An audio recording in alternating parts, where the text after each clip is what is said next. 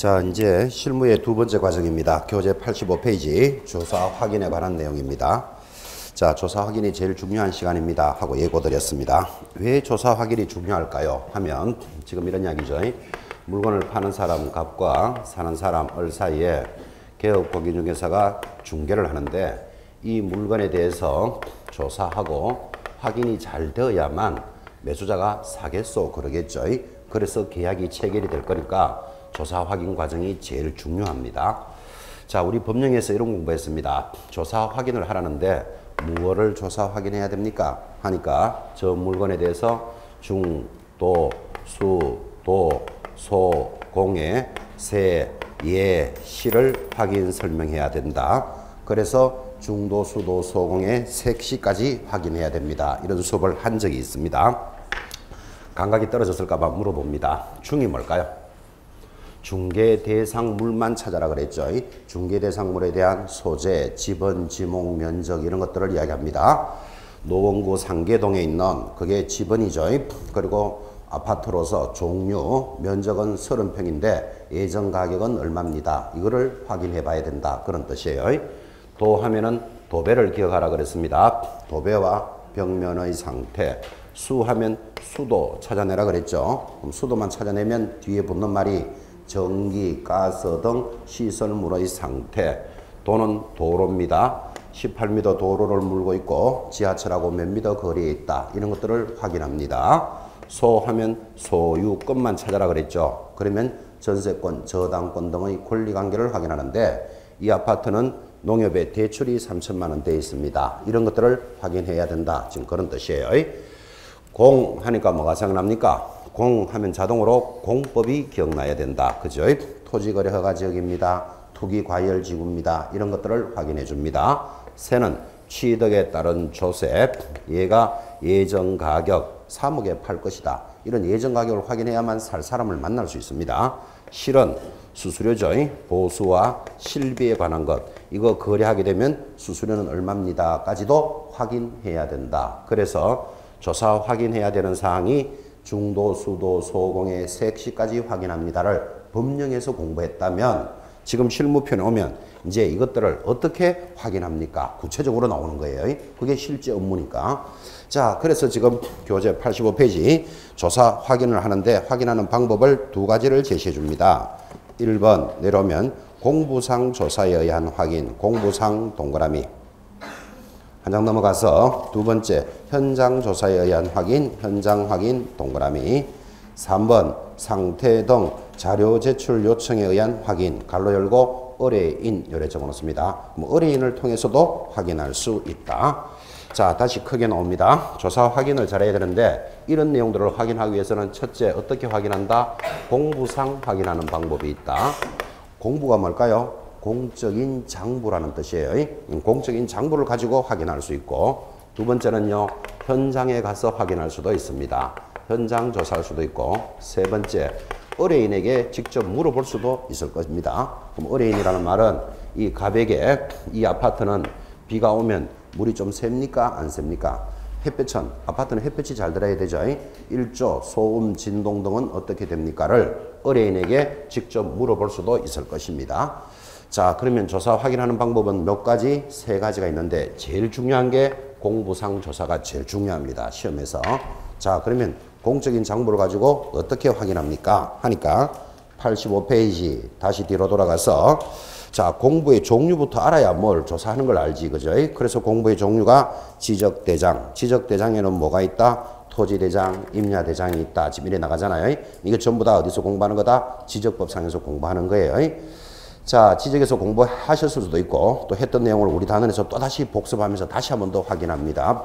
그래서 여러분들은 수업에 결석만 하지 않고 빠지지 않고 참여하면 법이라는 과목은 돌고 돌기 때문에 여기서 들었던 것 또 만나고 계속 돌겠죠. 그죠? 그래서 이쪽에서 잘 이해 안 되던 부분이 여기 오면 이해되는 수도 있고 그러니까 결석하지 마세요. 이런 말을 많이 했습니다. 자, 드디어 이제 그런 내용들이 전달되죠. 자, 대장을 가지고 확인하는데 대장은 두 개가 있습니다. 토지대장, 임야대장. 그때 그런 대장을 보고 뭐를 확인할 수 있습니까? 하니까 소재지를 확인합니다. 지목, 면적, 소유자 등을 확인할 수 있다. 자, 여기서 중요한 게 면적입니다. 시험에서 굉장히 자주 나오는데 대장을 보고 면적을 파악하였다. 시험에 이래 나오면 OX. 그거 지금 이야기하라고 하는 겁니다. 면적을 확인할 수 있다. O. 그런데 대장을 보고 경계를 파악하였다. 그러면 X죠. 문제가 그게 단골 문제라니까. 그죠? 옆에다가 센스 있는 분은 경계 X 이렇게 적는 센스가 있어야 돼요.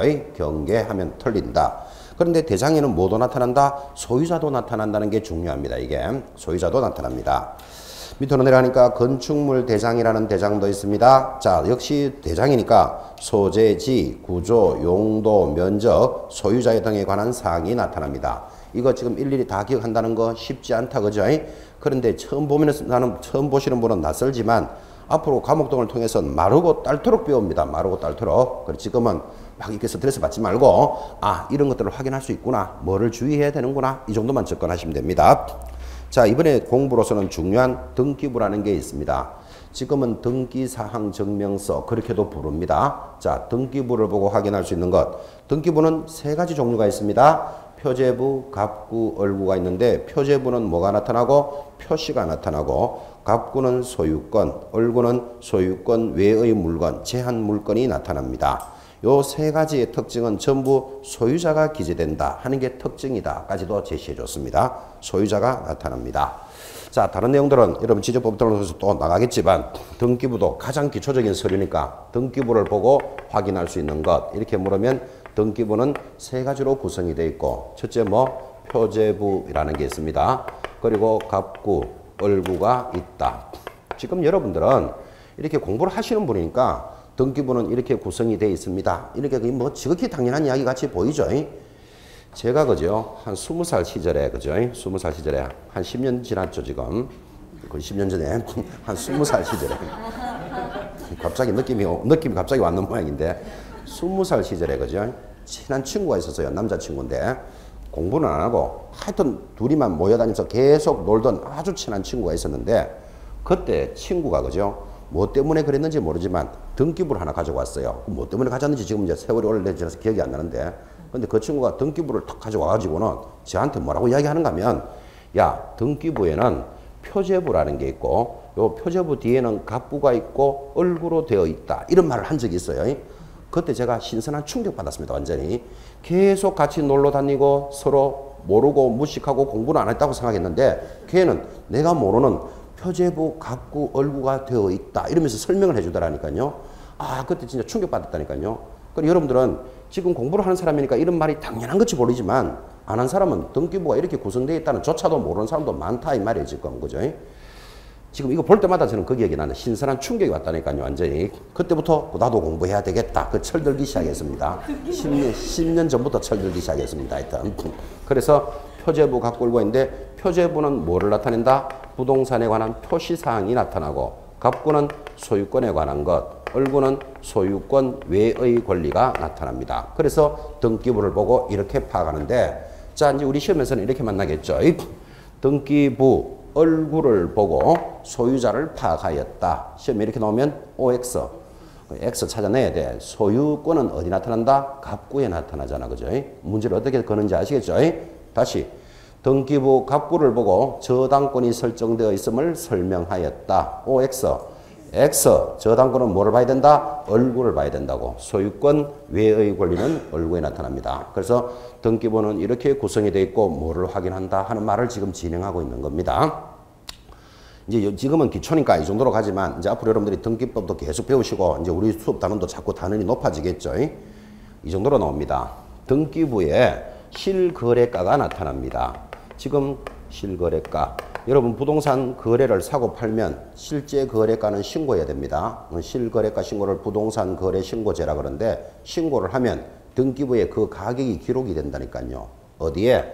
표제부, 갑구, 얼구. 어디에 기록될까요? 그래서 이런 문제를 낸다고요. 등기부 갑구를 보고 실거래가를 파악할 수 있다. OX, O예요. 갑구에 나타나기 때문에 이제 이런 것들이 이제 한 단계씩 한 단계씩 더 들어가야 된다고요. 그럼 이런 것들을 이해하려면 등기부를 볼 줄 알아야 되겠죠. 그래서 여러분 등기 시간에 등기부 공부한다니까요. 조금씩 단계를 높여갈 거예요. 자, 어쨌든 등기부는 이렇게 구성이 되어 있고 뭐를 파악할 수 있다. 이게 공부를 보고 확인하는 게 문제가 들어온다. 지금 여러분들이 이런 말을 딱 들으면 거기 등기부 밑에다가 실거래가도 알 수 있다. 이런 걸 메모할 수 있는 센스가 있어야 돼. 지금 그죠? 그래서 이런 것들이 이제 심화학습입니다. 한 칸씩 더 들어갑니다. 자, 이번에는 토지이용계획 확인서라는 공부가 있습니다. 아주 중요한 공부입니다. 토지이용계획 확인서라는 공부는 뭐를 확인할 수 있느냐 하니까 도시관리계획, 군사시설, 농지, 산림, 자연공원, 수도, 하천 이런 것들을 알 수 있습니다. 거기서 중요한 게 토지거래 허가제의 여부 있죠. 거기 줄 딱 꺼놓으셔야 돼요. 자, 지금 우리 부동산계에서 지금 부동산이 좀 침체되어 있다. 이런 말 들었나요? 왜 침체되어 있을까요? 부동산이 좀 침체되어 있다. 그러면 왜 침체되어 있을까요? 하면 할 이야기가 많겠지. 뭐 공급과 수요가 맞지 않았고 뭐 여러 가지 할 수 있는 말이 많지만 지금 부동산 투기를 방지하기 위해서 웬만한 지역은 토지거래 허가제로 다 묶어져 있습니다. 규제가 세기 때문에 지금 이렇게 부동산 거래가 주춤합니다. 그래서 지금 계속 뭐 9.11 대책이니 뭐니 이런 말들은 자꾸 어떤 규제를 풀어주려고 하는 거예요. 근데 규제를 너무 풀어버리면 또 뭐가 일어난다? 난개발, 투기 이런 게 일어나기 때문에 애매하게 들어가는 거예요. 지금 그죠? 자, 토지거래 허가제가 우리한테 그렇게 중요한데 이 지역, 이 땅이 토지거래 허가지역인지 아닌지를 알아야 뭐 사고 팔 거 아니야. 그죠? 그러면 토지거래 허가지역인지 여부는 무엇으로 확인한다? 지금 있잖아요. 토지이용계획 확인서로서 확인한다. 이런 것들을 찾아내야 된다. 지금 그 말이에요. 이 토지이용계획 확인서는 그 땅을 거래할 사람들한테는 바이블과 같은 서류입니다. 바이블 하니까 못 알아듣는 사람은 성경과 같은 말씀입니다. 땅을 거래하는데 성경 같은 말씀이 뭐다? 토지거래 확인서입니다. 절에 다닌 사람은 불경과 같은 말씀입니다. 불경. 마호메트를 믿는 사람은 무슨 경전과 같은 말씀입니다. 이게. 그래서 토지를 거래하는 사람은 무조건 알아야 되는 게 뭐다? 토지이용계획 확인서 기억하라 이 말이에요. 내려가면 지적도, 임야도라는 도면이 있습니다. 이를 도면이라 부릅니다. 그런데 경계점 좌표등록부라는 것도 있습니다. 이 경계점 좌표등록부는 도면과 대장의 중간적 성질이다. 이런 걸 배웁니다. 왜 그런가 하면 대장에는 사실관계가 나타나고 도면에는 그림이 나타납니다. 그럼 여러분들은 이 땅이 노원구 상계동 17번지에 있는 토지입니다. 이렇게만 대장을 봐가지고는 이 땅의 모양은 알 수가 없잖아. 그죠? 그럼 이 땅의 모양을 뭘 보고 알는다? 지적도라는 데서 그려준다고. 그래서 사실관계와 도면이 있음으로써 땅의 모양을 알 수 있는데 경계점 좌표등록부는 사실관계도 나타나고 그림도 나타납니다. 그래서 경계점 좌표등록부를 대장과 도면의 중간적 위치에 있다. 이런 말이 들어오는데 자, 이것들을 보고 알 수 있는 것 소재지, 지번, 지목. 근데 지목은 약어 이렇게 되어 있습니다. 약어가 무슨 뜻입니까? 생략된 말이다 이런 뜻이에요. 약어. 그죠? 그리고 도면에는 뭐가 나타난다? 경계가 나타납니다. 경계라는 말이 중요합니다. 여기서는. 자, 경계라 그랬지 면적을 알 수 있다 하면 틀린다. 표시해 놓으셔야 됩니다. 면적은 대장이었죠. 그리고 지형을 뭐라 부른다? 땅의 모양. 그리고 축척도 이런 공부를 보고 나타난다.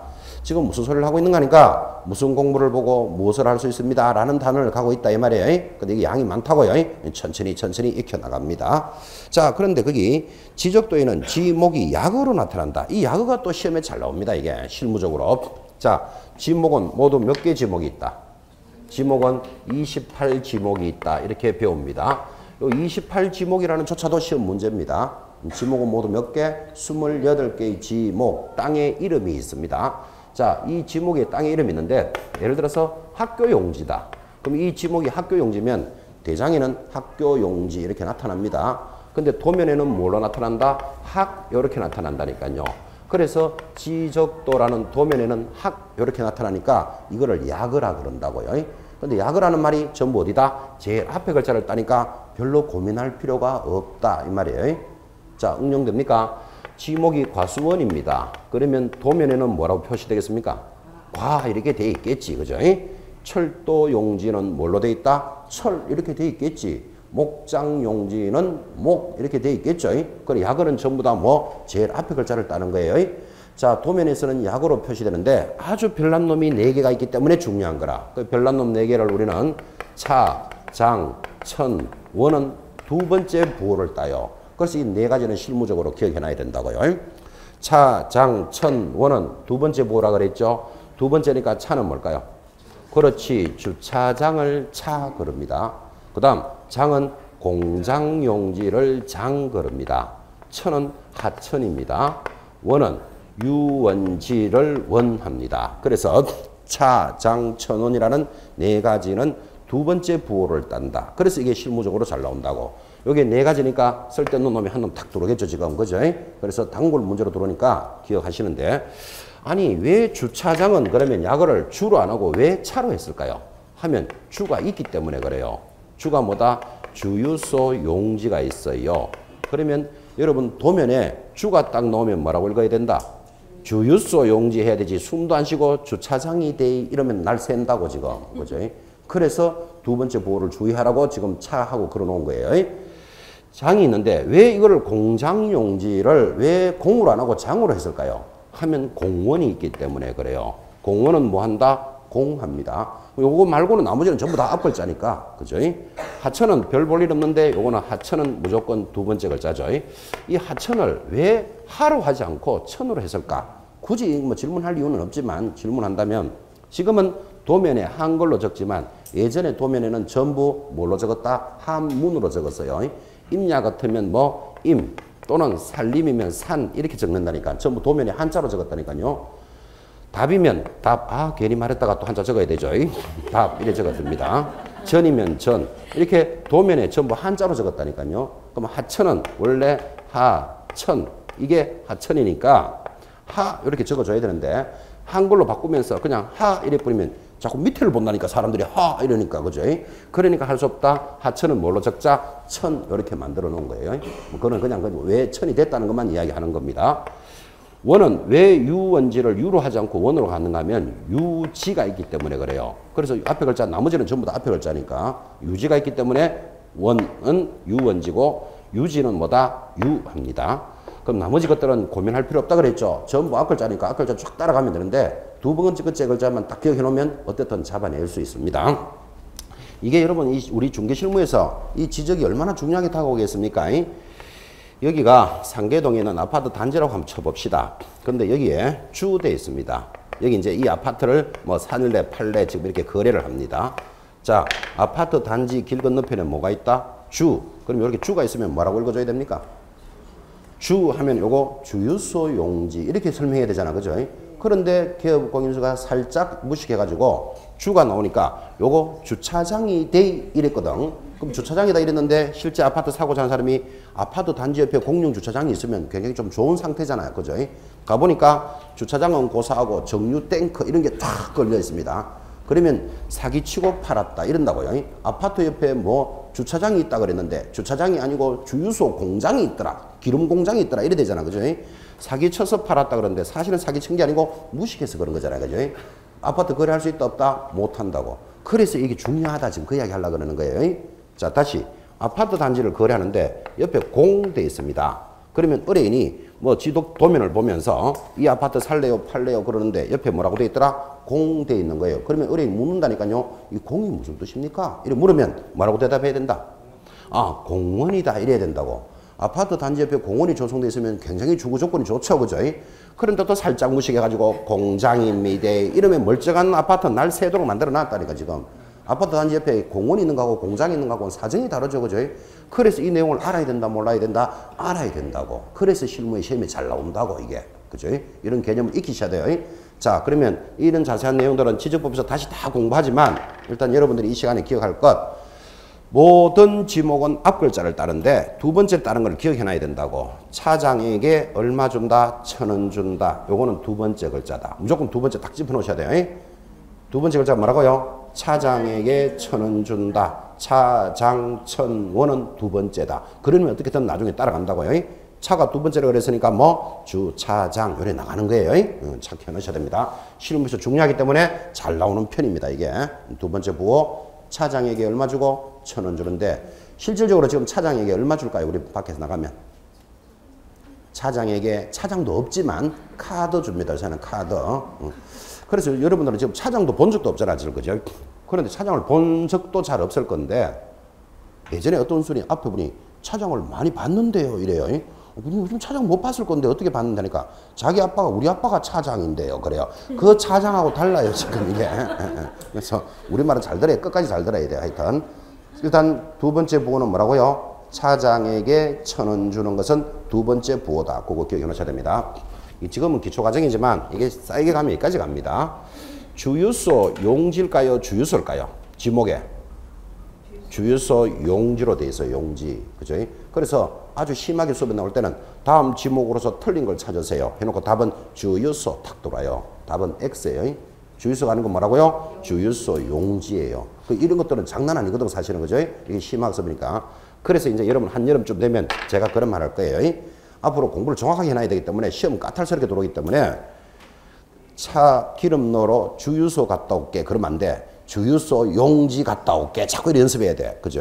기름 넣을 때는 어디 간다고요? 주유소 용지 갔다 와야 돼. 주유소 용지. 그래야 이걸 익힌다고 자꾸. 그죠? 우리 지목에 공원으로 돼 있을까요? 공원 용지일까요? 자세히 한번 봐봐요. 공원이지. 용지 붙으면 틀려요. 그죠? 뭐 장난 아니다니까 이게. 그죠? 그래서 이제 이런 것들이 한 칸씩 한 칸씩 올라갈 거다. 제가 지금 그런 이야기하고 있다니까요. 일단은 뭐 지목이 뭔지는 알아야 뭐 공원 용지인지 공원인지 뭐 구분을 하지. 그죠? 그래서 두 번째 부호 차장에게 1,000원 준다. 이런 것들도 한번 들어보는 상황입니다. 쭉 내려가면 다시 가족관계등록부, 이걸 옛날에는 호적등본이라고 그랬습니다. 호적등본을 보고 알 수 있는 것, 행위 능력을 확인할 수 있고, 무허가 건물 대장을 보고 건물주를 확인할 수 있고, 법인 등기부를 보고 법원 등기 사실을 확인할 수 있다. 이런 것들인데 보기보다 이거 양이 많습니다. 근데 이거 하루아침에 안 됩니다. 천천히 무슨 공부를 보고 어떻게 익혀나가자. 지금 그런 이야기를 하고 있는데, 넘어가면 공시지가 확인은 또 한지, 예정지, 지정, 정명원 이런 공부를 보고 확인해 나간다. 그죠? 자, 그런데 이제 이 단원에서 시험에 잘 나오는 파트가 하나 있습니다. 공부상 조사가 중요한데 이 공부를 하다 보니까 소유자에 관한 사항이 어디 나타난다? 등기부에도 나타나고 배장에도 나타난다고 되어 있다니까요. 자, 그러면 소유자에 관한 사항을 우리는 권리관계라고 부릅니다. 그런데 웃기는 게 이 땅에 소유자가 등기부에는 김갑동 이렇게 되어 있습니다. 소유자가 나타나니까. 그런데 토지대장에도 소유자는 나타나거든요. 근데 거기에는 이얼순으로 되어 있습니다. 그 무슨 말인가 하면 등기부와 대장의 소유자가 다르더라 이 말이에요. 이런 것들이 밖에 나가보면 많을까요? 작을까요? 많습니다. 보기보다. 우리나라는 등기부와 대장은 이원화되어 있기 때문에 그래요. 등기부는 어디서 관리하고? 등기소에서 관리하고, 대장은 어디서 관리하고? 시장, 군수, 구청장, 소관청에서 관리하거든. 그죠? 그러니까 서로 간의 내용이 다른 거라. 그죠? 그러면 토지대장의 김갑동이면 등기부도 김갑동으로 되어 있는 게 정상인데 다른 경우가 있다니까요. 자, 그러면 소유자가 다르면 중개업을 하는 사람은 뭐를 기준으로 거래해야 되느냐? 이게 이제 시험에 잘 나온다 이 말이에요. 권리관계는 무엇을 기준으로 하고? 등기부를 기준으로 거래합니다. 다시. 소재지나 면적 이런 것들을 표시관계라 그럽니다. 표시관계를 대표적으로 면적, 소재지 이런 건데, 자, 표시관계는 뭐 많지만 그중에서 면적이라고 칩시다. 이 면적이 어디 나타난다? 등기부에도 나타나고 역시 대장에도 면적이 나타난다고 오늘 계속 동그라미 하셨잖아 지금. 그죠? 등기부 표제부에 면적이 나타납니다. 그럼 아파트인지 토지인지의 면적이 이 땅은 100평입니다 라고 등기부 표제부의 면적이 나타나 있는데 대장에는 80평이 나타나 있는 경우가 있다니까요.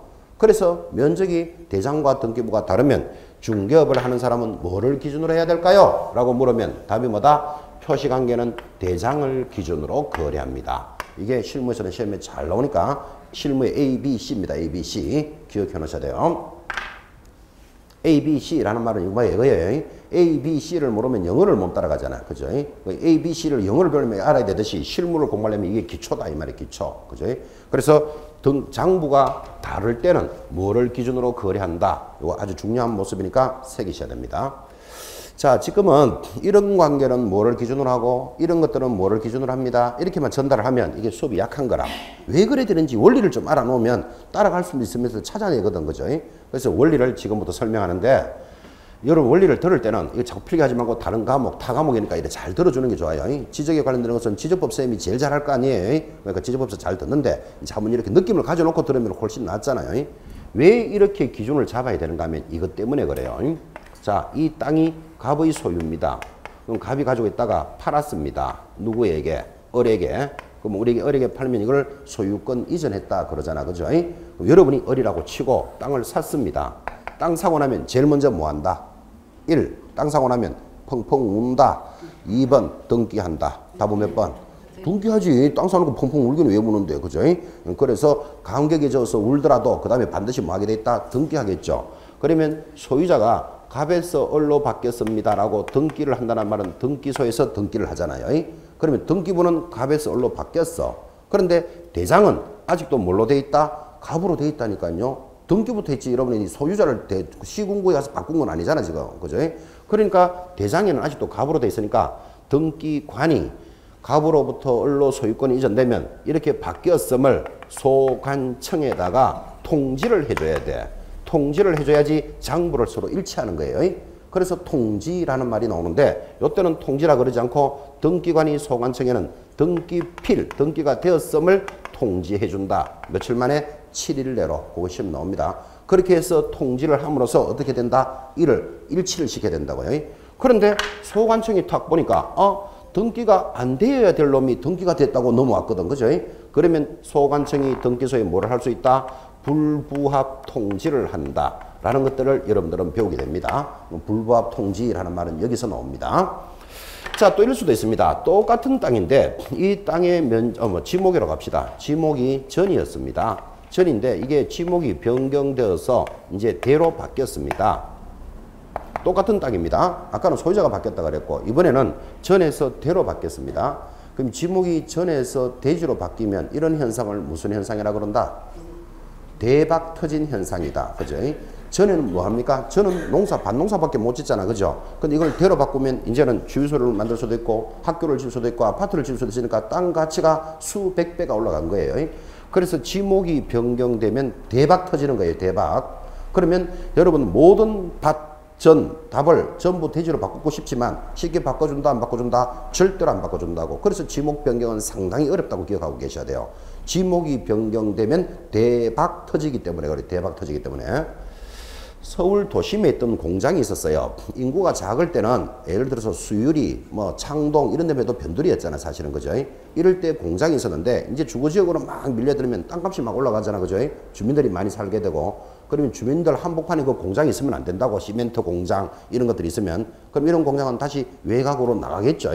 그럼 예전에 공장이 있던 자리를 뭐라고 불렀다? 공장용지였겠죠. 그런 공장용지가 자꾸 도시가 개발되면서 다 철가고 나면 거기에 뭐가 들어온다? 아파트가 들어온다고. 땅값이 얼마나 올랐겠어요. 여러분 공장용지 만약에 땅값이 10억이었다면 그거를 이제는 대지로 바꿔서 아파트를 지어 올리면 아파트 한 칸 1억짜리를 100개를 지어 올린다니까요. 100억이 올라간다니까요. 그 땅의 가치가 얼마나 급등한다는 걸 느낄 수 있죠. 그래서 지목이 변경되면 대박 터지는 거예요. 대박. 그래서 지목 변경은 함부로 잘 안 해준다고. 특히 서울시 같은 데서는 만약에 이 땅이 지목을 변경시켜서 아파트를 건립하게 되면 많은 이익이 생길 수 있다는 걸 누구라도 알 수 있죠. 그걸 뭐라 부른다? 개발 이익을 환수해요. 그지? 일방적으로 네가 이익을 못 가져가게 만든다니까요. 왜? 국가가 지목을 변경해 줌으로써 이익이 생겼잖아요. 그죠? 그런 것들을 개발 이익 환수 이런 말도 이런 막 듣게 돼요. 그런 거는 공법에 사기를 하고. 자, 어쨌든 전에서 대로 바뀌면 이를 지목이 변경되었다 그럽니다. 지목 변경은 누가 할까요? 시장, 군수구, 청장, 즉 소관청이 지목을 변경시켰다니까요. 그러면 토지대행상에서는 전이 뭘로 돼 있다? 대로 돼 있지만 아직도 등기부는 뭘로 돼 있다? 전으로 돼 있다니까요. 그래서 소관청이 이번에는 등기소, 등기관에게 이렇게 지목이 변경되었음을 통지해 줍니다. 바꾸라고 통지를 해줬는데 등기관이 딱 보니까 이거는 등기가 안 돼야 될 것을 등기를 해달라고 연락이 오면 등기관이 할 수 있는 것은 뭐를 한다? 각하 처분을 할 수 있다. 각하라는 게 기각한답니다. 등기를 안 해준다 이런 뜻이에요. 그래서 이런 절차를 거쳐서 뭐를 만들어낸다? 대장과 등기부를 일치시키는 작업이 진행됩니다. 그래서 여러분들 지적법에서는 이거를 뭐라 그런다? 공부의 일치라는 말이 나와요. 그럼 이건 자세한 건 거기서 듣기로 하고 그러니까 소유자가 바뀌면 등기관이 제일 먼저 알고 소관청에 연락을 해주니까 요 등기소에 있는 등기관이 기준이 되어서 장부가 기준이 일어납니다. 그 다음 전에서 대로 바뀌는 것은 지목 변경은 누가 했다? 소관청이 했으니까 소관청이 하고는 등기소에 연락을 해주는데 이게 차이가 나면 소관청의 대장을 가지고 뭘 기준으로 잡아야 된다. 그런 뜻이에요. 그래서 원리는 그렇다 이 말이에요. 자, 그래서 소유자에 관련되는 내용이 다르면 뭐를 기준으로 하고 등기부를 기준으로 하고 표시관계가 다르면 뭐를 기준으로 하고 대상을 기준으로 거래해야 된다. 이 부분을 이해하셔야 됩니다. 지금 그런 뜻을 갖고 있습니다. 자, 그래서 현장조사 확인, 상태자료 요청은 참고로 보시면 되고 이제 드디어 86페이지 하단 이제 본론으로 들어갑니다. 자, 조사 확인해야 될 거 좀 전에 했죠. 중개 대상물의 종류, 소재지, 지번, 지목, 면적, 구조, 연도 등 기본적인 사항인데 지금 이거 하고 있는 거잖아요. 이 물건에 대해서 조사할 때 제일 먼저 뭐 중개 대상물에 대해서 종류, 소재지를 확인한다. 지금 이렇게 나오는 거라고요. 자, 그때 내려가면 소재지는 무엇으로 확인한다. 첫째 줄을 보면 토지에 대한 소재지 확인은 지적 공부에 의하고 건축물에 대한 소재지의 확인은 무엇으로 한다? 건축물 대장으로 한다. 이 정도는 가볍게 들으면 되겠죠? 오른쪽 갑니다. 지목도 확인하라 그랬습니다. 근데 지목의 확인은 뭐에 의하고? 공부에 의하고 실제 이용상의 지목이 불일치한 경우가 있으므로 현장 답사를 통해서 조사해야 되는데 특히 토림에 유의해야 된다. 이런 말도 있습니다. 자, 지목이 공부와 다르게 쓰는 경우가 굉장히 많습니다. 예를 들면 여러분들이 그죠? 뭐 친구들하고 저쪽에 오리고기를 잘하는 식당이 있다. 뭐 이렇게 이야기합시다. 그러면 차 타고 오리고기 집에 가겠죠. 그리고 앞에 가서 차를 대놓고 여러분들은 식당으로 들어가는데 차를 대놓고 들어가니까 그 자리가 주차장인 줄 알지만 실제 공부를 떼보면 전이거나 답일 수도 있습니다. 근데 지금 사용은 뭘로 하고 있다? 주차장으로 하고 있잖아. 그죠? 그래서 실제 사용 용도가 다른 경우가 많다 이 말이에요. 그러니까 반드시 현장 조사 확인을 해야 된다. 지금 그 말 하고 있는 거죠. 그런데 특히 지목에서는 토림에 유의해야 된다. 이런 말이 하나 탁 올라옵니다. 토림에 동그라미 딱 해놓고 이 토림은 28 지목에는 들어가지 않으면서 실무에서 만나는 우리 중개사법에서 만나는 지목입니다. 이게. 그래서 이게 아주 독특한 놈이 하나 옵니다. 토림은 뭐라고요? 28 지목에는 안 들어가. 그런데 현장에서는 토림이 나와요. 그래서 이제 우리 중개 실무에서 공부하는 거예요. 그러면 토림에 유의해라 그랬으니까 토림이 뭔지를 알아야 되겠죠. 그죠? 그러면 토림 동그라미 했으니까 그다음부터는 필기 그만해요. 필기만 자꾸 하는 게 능사가 아니니까 토림이 뭐냐 하면 한자로 굳이 한번 적습니다. 흑톡자에 수풀림자를 적어서 이를 토림 이렇게 부르는데 한자로 적는 이유는 이게 임야면서 토지대장에 기록되니까 토림이다 이렇게 부릅니다. 자, 다시 토림이 뭐라고요? 임야면서 토지대장에 기록된다. 그러니까 이게 아주 독특한 놈이 한 놈이 있다니까요. 그럼 또 이걸 또 수업하려면 이런 말을 해야 되죠. 우리나라의 모든 토지는 어디에 기록하고? 토지대장에 기록하고 우리나라의 모든 임야는 어디에 기록한다? 임야대장에 기록을 합니다. 그래서 대장이 두 개로 되어 있습니다. 토지대장과 임야대장으로 되어 있는데 근데 토림이 뭐라 그랬죠? 임야면서도 토지대장에 기록한다니까요. 그래서 이를 뭐라 부른다? 토림 이렇게 부르는 거예요. 자, 그러면 이제 제목은 잡았고 이 토림을 알므로써 여러분들이 객관식 문제가 나올 때 따라갈 수 있는 능력을 갖추기 위해서 그림을 그릴 때니까 여러분 그리지 말고 봐라고요. 토림은 이렇게 만들어집니다. 여기 야산이 이렇게 있습니다. 야산이 있습니다. 이러니까 좀 재미가 없잖아요. 이름을 달아줍니다. 이 산 이름이 관악구 신림동 산 17번지라는 임야입니다. 여러분 지적법에서 배우셨지만 집은 앞에 산이라는 게 붙으면 이게 뭐다? 임야다라는 것을 알 수 있습니다. 요게 임야니까 임야 대장에 기록이 돼 있겠죠. 자, 그런데 지금 신림동 가보셨습니까? 지금 이 산을 하늘에서 쳐다보면 이렇게 돼 있겠죠. 여기가 산 17번지라고 치고 여기는 뭐 산 16의 1 이렇게 산이 있는데 지금 산 17번지에 어느 정도 이까지는 전부 아파트 단지가 다 들어왔습니다. 관악구 신림동에 가보면 그죠? 옛날에 여러분들 난곡 이러고 뭐 이랬던 데가 지금은 전부 다 뭘로 개발됐다? 아파트 단지 다 들어왔습니다. 그럼 요 말을 하늘에서 보면 이만큼은 아파트 단지가 다 들어왔다. 지금 이 말이에요. 그래서 이 산 17번지에 아파트 단지가 이렇게 들어오는데 요즘 아파트 단지 하늘에 뭐 불도 많이 켜놓죠. 이렇게. 자, 그러면 산에다가 아파트를 지을 수 있다 없다? 산에다가 아파트를 못 짓겠죠. 보나마나 산을 뭘로 바꿨겠다? 대지로 바꿨겠죠. 그걸 뭐라 부른다? 형질 변경 사업을 했다 그런다고. 땅의 성질을 바꿨다니까요. 그러면 이 땅을 깎아가지고 뭘로 만들었을 것이다? 아파트 단지를 조성했을 것입니다. 이를 형질 변경 사업이다 그런다니까요. 자, 그런데 가만히 보니까 산 17번지 전부 다가 바뀐 게 아니고 이만큼만 지금 바뀌었다니까요. 그럼 아직도 뭐가 남아있다? 임야로 남아있는 부분도 있겠죠. 자, 그러면 원래 임야였던 것이 토지로 바뀌면 임야를 토지대장으로 바뀌면서 뭐가 일어난다? 장부가 바뀌잖아. 그죠? 그러면 산 17번지가 다 바뀌었으면 산 17번지를 어디로 옮기면 되고 토지대장으로 옮기면 되는데 지금 일부까지만 바뀌어 있다니까요. 나머지는 뭘로 남아있다? 임야로 아직 남아있다니까요. 그러면 바뀐 부분은 토지대장으로 옮겨놓고 안 바뀐 부분은 그게 그대로 놔두고 존치를 한다면 이게 지금 그림으로 봐서는 한 필지 같지만 아파트 단지가 하늘에서 쳐다보면 쫙 올라가죠. 아파트 단지가 수십 개의 필지를 막 물고 막 올라가지 경계선을 딱딱 잡아서 아파트를 짓지 않는다니까. 그죠?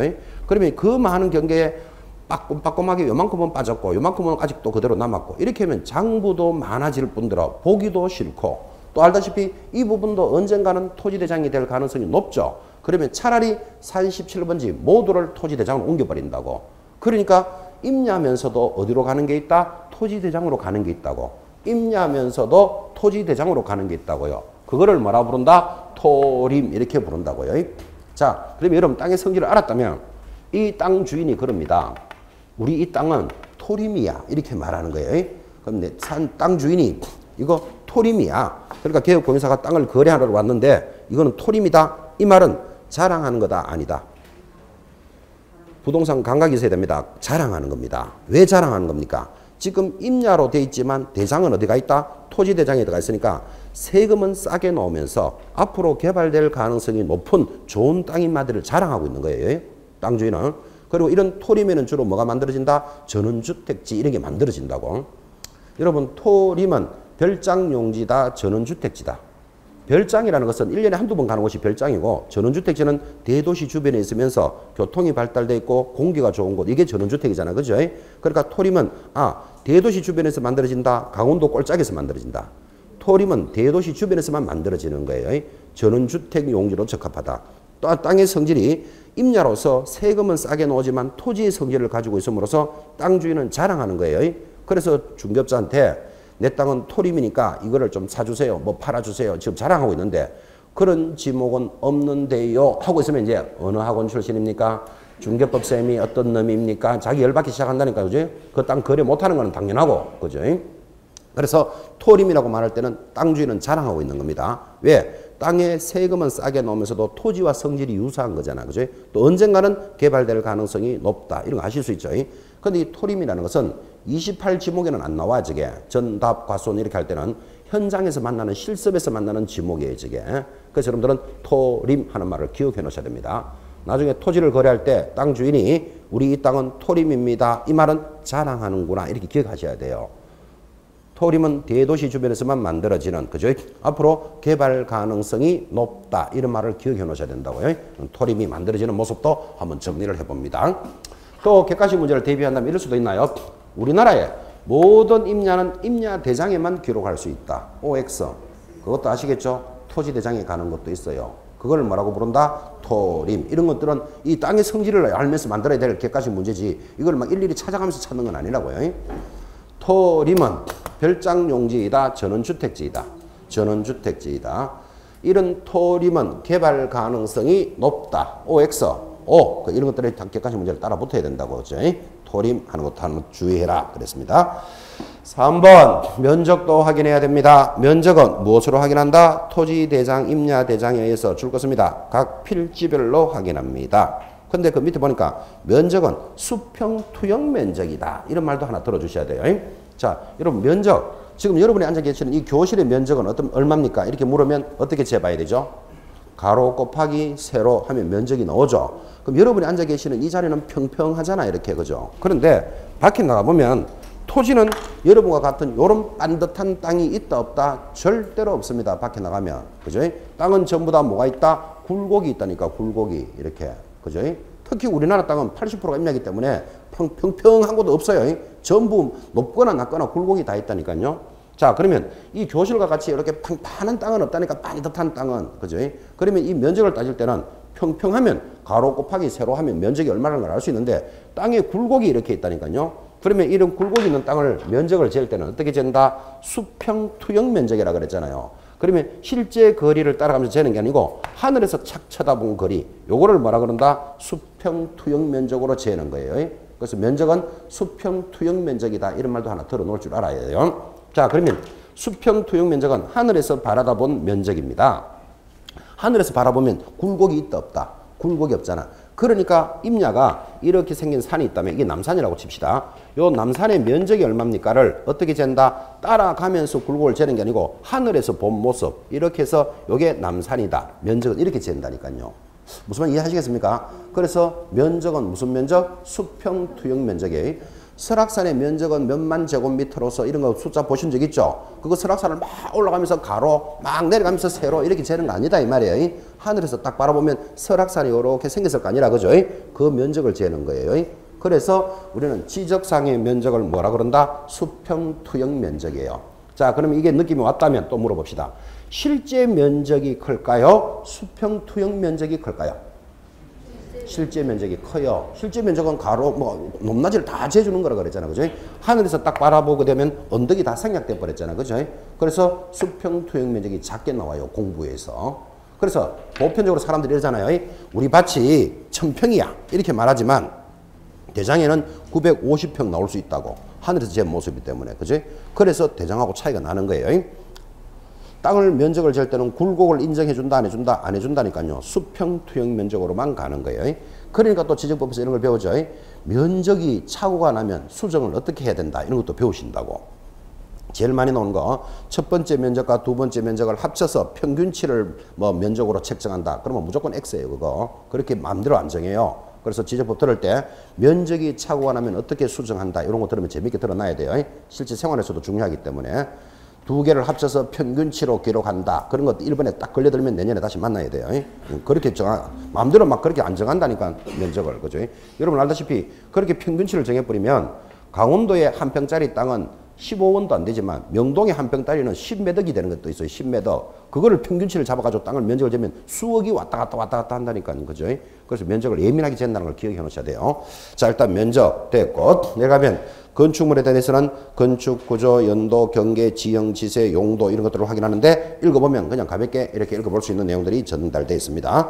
넘어가면 건축물의 방향 이런 것들도 연결되어 있고 자 이제 또 내려가니까 하단 6번 토지 이용 계획 등 공법상의 제한사항도 확인하라. 자 그래서 또 드디어 뭐가 나온다? 토지거래 허가제. 이거 어디서 공부합니까? 공법에서 공부합니다. 공법에서 공부해야 될 거 아직 우리 중개사법이 여러분 공법에서 하면 너무 갈똥말똥인데 여기서 하고 있으면 공법선생님 화내겠죠? 그러니까 이건 오늘 공법에서 듣고 공부하도록 합시다. 토지거래허가제 넘어가고 그 다음 또 넘어가면 90페이지 농지 취득 자격 증명제라는 게 있어요. 자, 이런 농지를 거래할 때는 확인 설명을 하는 데 있어서 이 부동산이 농지다. 그럼 별도로 농지 취득 증명이 있어야만 소유 등기를 할 수 있어요. 그래서 중개업을 하는 사람은 농지 취득 증명을 어떻게 취득할 수 있느냐를 알아야만 거래를 할 수 있다고 이게. 그죠? 그래서 지금 이어가는 내용이 농지 취득 자격 증명제라는 게 들어오고 역시 이거 어디서 공부한다? 공법에서 공부합니다. 공법에 농지법이 들어오기 때문에 해당되는 과목에서 한번 듣고 우리 공부하자. 지금 그 말을 하고 있는 겁니다. 오른쪽 91페이지 내려오니까 이번에는 7번 땅의 중개대상물에 관한 권리를 취득함에 따라 부담할 조세의 종류와 세율도 확인해야 됩니다. 여기서 시험에 잘 나오는 것 권리를 뭐함에 따라 취득에 따른 조세다. 취득에 줄 닦아놓고 이를 양도에 따른 조세 하면 틀립니다. 그거 체크해놓고 넘어가면 거래 예정 금액과 확인 설명서도 작성한다. 거기까지는 가볍게 읽으시면 되고 이제 또 우리 단원에서 중요한 게 외국인 토지법입니다.